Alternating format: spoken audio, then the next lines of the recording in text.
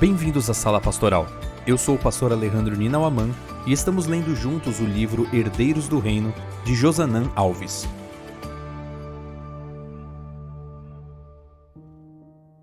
Capítulo 6. Reinos com pés de barro. A vida de uma pessoa não consiste na abundância dos bens que ela tem. Jesus Cristo. As cabeças de ouro têm um futuro precário se descansarem sobre pés de barro. Christopher Wright. Em 1857, o então advogado Abraham Lincoln estava trabalhando em um caso de patentes. Ele foi acrescentado à equipe de advogados de um homem chamado Edwin Stanton. Por algum motivo, o Sr. Stanton não gostou da companhia de Lincoln e pediu que ele fosse retirado imediatamente da equipe. Além disso, passou a chamar Lincoln de estranha criatura de braços longos e de pateta. Se alguém o chamasse de pateta, você gostaria de trabalhar com ele? Provavelmente não, mas quando Lincoln se tornou presidente dos Estados Unidos, ele fez de Stanton seu secretário da guerra. Durante esse tempo, um congressista apelou ao presidente para determinar que os soldados dos estados do leste e do oeste se misturassem dentro de grupos do exército. O presidente concordou que isso iria promover um espírito de unidade nacional e escreveu uma nota ao secretário da guerra sugerindo essa mistura de soldados nas tropas. Edwin Stanton se recusou a executar a determinação. "Mas temos a ordem do presidente", insistiu o congressista. "O presidente Lincoln deu essa ordem?" perguntou o secretário. "Ele deu, senhor", respondeu o parlamentar. "Então ele é um idiota", retrucou Stanton. Voltando à mansão executiva, o congressista relatou ao presidente o que tinha acontecido.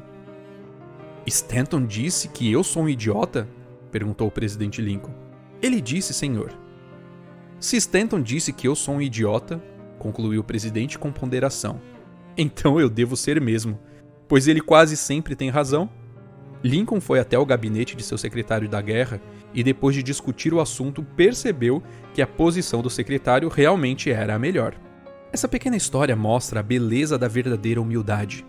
A humildade não sente a necessidade de defender o próprio orgulho. Verdadeira humildade significa estar disposto a admitir que cometeu um erro, ou reconhecer que a posição, o poder ou a riqueza que possuímos não são absolutas. A humildade de Lincoln pode ter sido uma das razões pelas quais Edwin Stanton o chamou de o governante mais perfeito que o mundo já viu. Um dos textos bíblicos que mais podem nos ensinar sobre a verdadeira humildade é o capítulo 2 de Daniel. É interessante notar que um dos pontos de destaque no livro é o contraste entre a humildade do profeta e de seus amigos e a arrogância dos governantes e sábios da Babilônia e da Pérsia. De diversas formas, isso fica evidente no livro, inclusive no sonho dado a Nabucodonosor no capítulo 2. A Bíblia nos diz que o rei teve um sonho, e Daniel recebeu de Deus a interpretação. O sonho era sobre uma grande estátua, esta que era imensa e de extraordinário esplendor, Daniel 2:31. A estátua era dividida em 5 partes.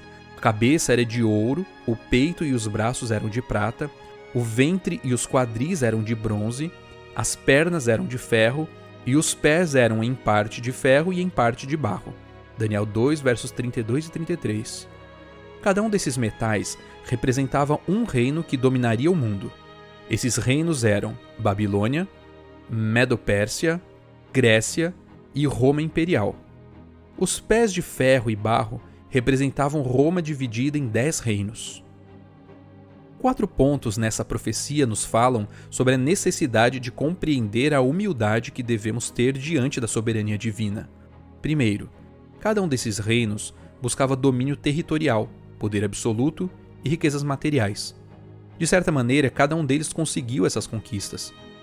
Entretanto, a sucessão de materiais da estátua mostra que cada reino seria inferior ao anterior, assim como a prata é inferior ao ouro, o bronze à prata, o ferro ao bronze e o barro ao ferro. Segundo, fica claro nessa profecia que cada reino chegaria ao fim e seria substituído por outro reino.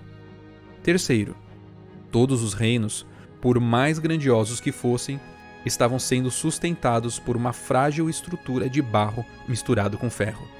E por fim, todos os reinos seriam despedaçados e reduzidos a pó por um reino que duraria eternamente. Daniel 2, 34 e 35. Imagine Daniel diante do homem mais poderoso do planeta, explicando esses detalhes e dizendo que o reino da Babilônia chegaria ao fim e que seria substituído por outro.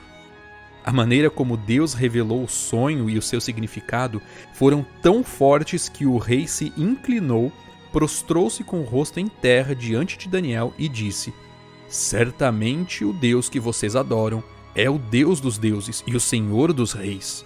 Daniel 2, verso 47. Infelizmente, muitos de nós lemos o capítulo 2 de Daniel e só conseguimos ver a história dos reinos. Porém, eu quero convidar você a ver esse sonho e sua interpretação como a história de cada pessoa e a resposta divina ao desejo natural do ser humano de estabelecer seu próprio reino em oposição ao reino de Deus. Em maior ou menor grau, todos queremos domínio, poder e riquezas, e não há problema em desejar essas coisas, desde que a nossa compreensão dessas palavras esteja de acordo com a compreensão divina. Não é que Deus tenha algum problema com riqueza, domínio ou poder. A questão é que Ele sabe como essas coisas são passageiras. Ele não deseja que seus filhos se dediquem unicamente a coisas finitas. O domínio que devemos buscar não é territorial, mas sim a sujeição de nosso caráter. O poder oferecido aos filhos de Deus não é medido por status ou função. O critério correto é a plenitude da presença do Espírito em nossa vida. A riqueza divina disponível não se mede pela quantidade de dinheiro na conta do banco. O importante é o amor que dispensamos a Deus e ao semelhante. O rei Salomão possuía domínio territorial, poder absoluto e riquezas materiais. No entanto, quando Ellen White descreveu onde realmente estava sua grandeza, ela usou as seguintes palavras: Salomão nunca foi tão rico, tão sábio e tão verdadeiramente grande como quando confessou: "Não passo de uma criança, não sei como conduzir-me." 1 Reis 3, verso 7.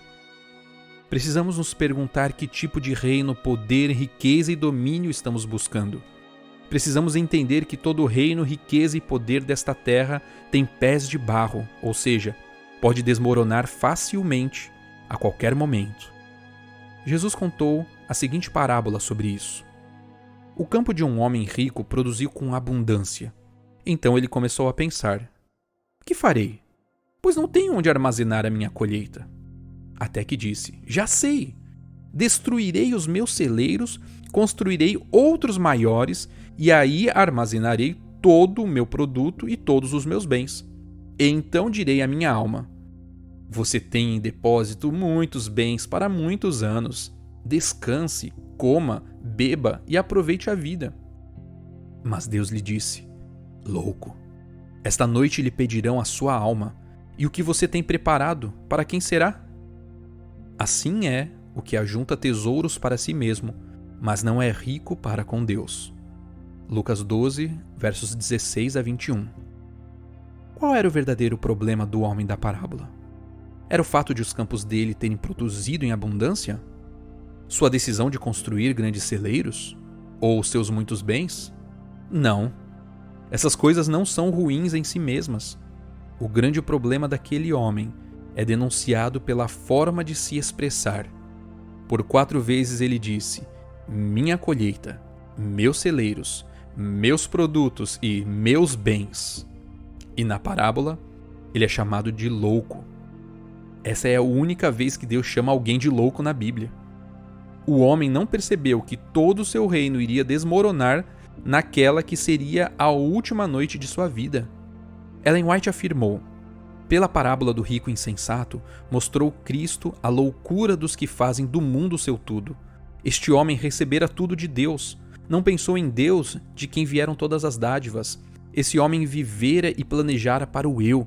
Este homem escolheu o material em vez do espiritual, e com o material tem que sucumbir.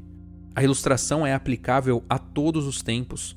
Você pode planejar meramente para a própria satisfação egoísta, acumular tesouros, construir mansões grandes e altas como os arquitetos da antiga Babilônia. Porém, não pode arquitetar um muro tão alto e um portal tão forte que exclua os mensageiros da vingança. Louco é quem vive apenas para juntar tesouros para si mesmo, mas não é rico para com Deus. Louco é quem perde a noção de que a breve vida que possuímos deve ser usada para firmar um relacionamento com Deus e permitir que essa relação transforme nosso caráter. O ensino bíblico da fidelidade cristã tem como objetivo nos levar a pensar com humildade sobre o que temos e somos e a reconhecer que acima de nós e do que possuímos existe um Deus eterno e poderoso que deseja guiar nossa vida, não de acordo com os padrões humanos, mas de acordo com os valores do reino que não passará.